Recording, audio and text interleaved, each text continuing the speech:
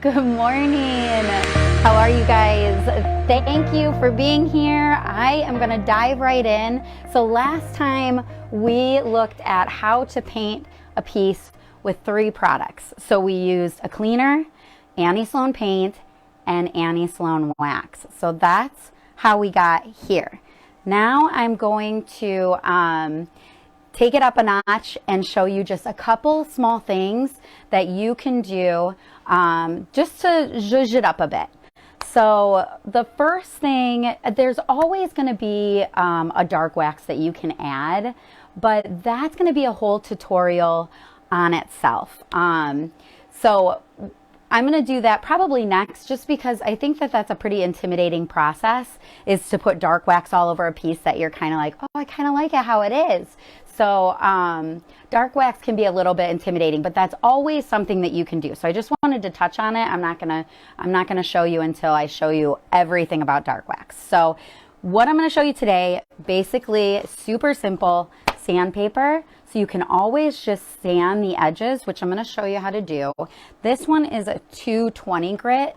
So that's the best. These are just the little sandpaper, like you can buy them in bulk. This is usually how I do it instead of buying the sanding pads, because the sanding pads just, you go through them pretty quickly. So just to save money, I usually buy the papers and then take an old sanding pad and wrap it around. This is the gangsta way.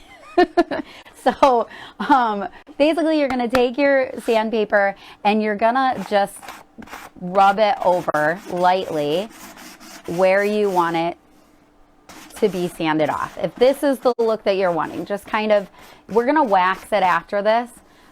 But if you just want it to pull off a little bit, the best time to do this is when you haven't waxed, because right now I'm taking off that layer of sealer. So you would paint it and then sand and then wax. But since we're kind of doing this in a different way, it takes a little more oomph to get the actual paint down to the wood color. So if you can see, that's just kind of like, it's just another little like rugged look that you can give it. All of you guys probably know about sanding things. If you want to sand just on the raised parts, so sometimes I'll get in here and get a little bit here, just wherever it's raised, you kind of let your sandpaper do the work. So that's how this works. You're just going to go around, get the parts that you want to be pulled off, and you can go as heavy or as light as you want. So I'm going to get this down a little bit more so you guys can see. There we go. Okay, so that's one part, and you can keep working at it. Once you put the wax on, it'll brighten up the wood underneath and it'll look really pretty. Right now it's obviously dusty again because we're bringing all that chalk paint back up to the surface. So you can put a little bit of wax on this and shine it right up and it'll look, I'll show you how it'll look actually. I've got my wax brush right here. So funny thing, I've had these in my house, wood, just looking like they looked in the very beginning. And I had 2, so I brought one into the house, and I have 4 beautiful young children, and immediately, this is so funny, immediately they were like, oh my gosh, Mom, it looks so good. And I was like, oh, well, thank you. And they're like, no, it's just so beautiful, it looks so beautiful. And they are a little more in tune with what I do for a living, so they're used to seeing things being refinished. But it just goes to show, and my oldest is 10 and then down, so it just goes to show, if they notice it, then I think that it says a lot. It says a lot that just even painting it, and all we did was those 3 steps, if they notice it, then I think it says a lot about what painting a piece can actually do for your space. So keep my children in mind when you're debating that they noticed it and they loved it. Okay, so this has some wax on it, this brush, but you can kind of see, well, I should probably get it. You can kind of see that it just like brightens up the wood again. So once you're done sanding, just put a really quick coat of wax on it again, just to seal it. Seal your wood, seal your piece wherever you might have hit some of that.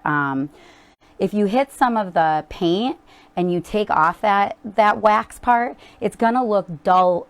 Actually, you can see it right here. It's gonna look duller than the other parts that are waxed. So you want it all to kind of mix well together, and put the wax back on there so that that doesn't look like a really dull pink or really dull whatever color you have initially on there. So, okay, so that's sanding. I think most people kind of understand that, but I wanted to touch on it because it's where I first started, because it was the easiest and the cheapest way to do it. So that's what I started doing. Then I got into some really exciting stuff like gilding wax.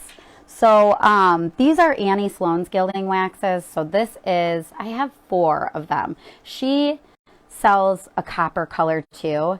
So the warm gold is just, it's almost a little bit on the copper side. The bright gold is more like what I'm going to use today. It's just a nice, like what you would find on old hardware. Dark silver is gorgeous. I love dark silver. And then the bright silver, if you're going to put silver on anything, this is just your generic silver color. But the dark silver and the golds I use a ton. So the best way to apply this is either with your finger, which is sometimes fun, or with a brush. So let me show you first with your finger. So I'm going to put it on the hardware because this hardware is a little bit dull and I think it could look a lot better just shined up.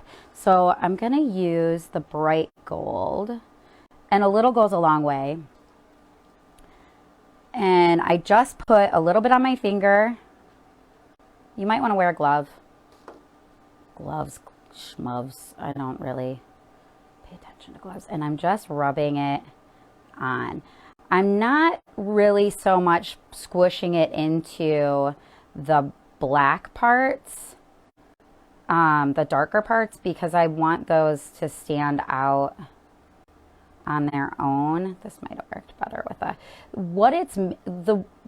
the way that this is made is actually to go over paint. So if you had painted your hardware, this would show up and grab on a lot quicker, but it does work if you put it directly onto metal. I did it on the one over here just to make sure before I don't want to guide you in the wrong direction, but I put it on metal before. I talked to Annie Sloan's representatives yesterday just to make sure. And, but you can see, like, from here to here, you can see the difference of how that just shines it up a lot more, brings in some really pretty color. So you could do it that way, and you could do it both ways. You can also pick, so when you have a piece like this that has so many different lines and stuff like that, you're going to want to figure out which line are you following to make it make sense. So if I was going to do this line right here, which I will show you, I would also probably choose to do the circular middle line, this circular line right here, and this circular line right here. I would try and stick with a trend instead of just like putting it over every single line that I saw. I would stick with like kind of like these circular rounded edges. So the way that you do it is you just push it on here. You can also do it with a brush. She likes it, Annie Sloan, not as dense, almost like if it gets on your other parts that you don't want it on too, you can use clear wax to get it off. And then, here, let me do this. Let me see. So you're just gonna push your finger on and follow the line all the way down. Right here, I'm going a little heavier so you can see the effect that it makes. But it just takes it up another notch, I think. And you can also go across here. So I would follow this line. Sometimes when you have a brush, I think what I find, your brush will spread, and then you're gonna get gold on some parts that you don't want to. So that's why I like using my finger. I feel like it just works better for me, but do whatever you're most comfortable with. But I just feel like I have more control over where I'm putting it, except right there. As I'm saying it, of course, I hit the top. But that'll come off with clear wax. Then what needs to happen is this needs to, yeah, I just hit it again. This needs to cure. So I would leave it for at least 24 hours and then come in and wipe it off with a cloth. So if there's any excess, you're going to wipe it off with a cloth and kind of buff it, pretty much buff it in. I shouldn't have I spoke too soon. I'll show you what we do since I'm making a mess everywhere.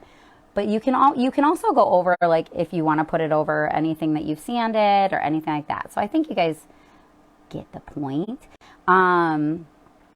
But it's just a really pretty way to kind of scale up your piece a little bit more, other than using wax, a dark wax, which I really will take you through that because I think that's another really great way to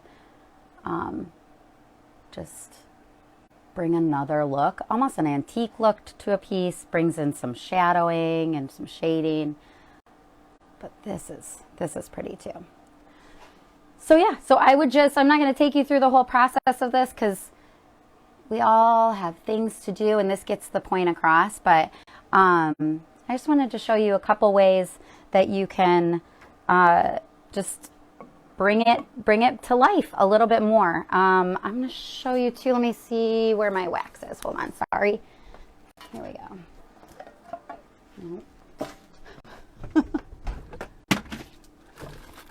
Okay. Here's my wax. Also, last time I was on, I didn't have my circle zebra brush, and I found it.